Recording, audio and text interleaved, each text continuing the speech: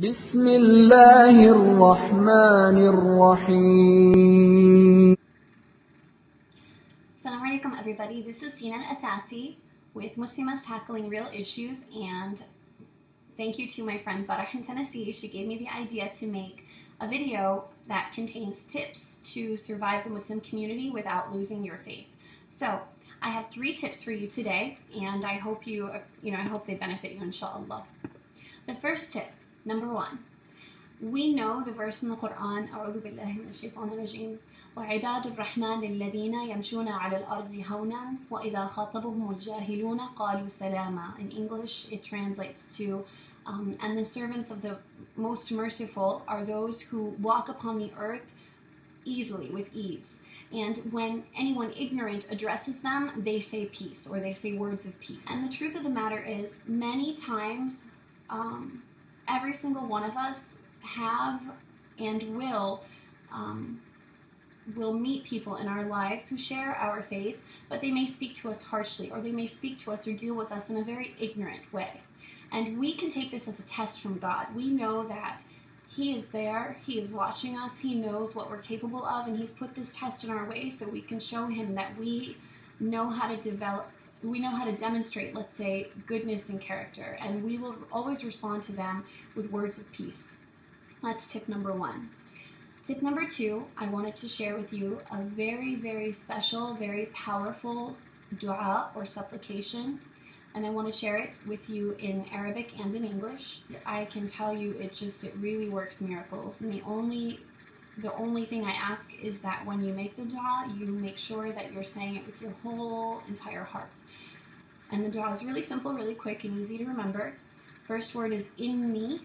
So you raise your hands up to the sky, and if you are in a situation where you're being oppressed in any way, you can also raise your face to the sky.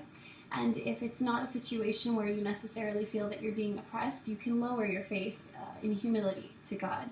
So that would be the etiquette. And you say, Allahumma, I forgot about that, Allahumma, O Allah, inni, it means I, ishtakeitu, I'm going to try to write somewhere on the screen, like a transliteration, ishtakeitu, amri, ishtakeitu means complain, amri means my situation, lak, to you.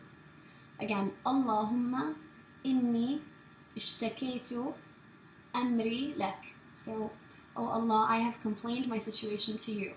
That means that I'm not going around talking trash about people. I'm not going to try to handle a situation on my own. I've completely given it up to you.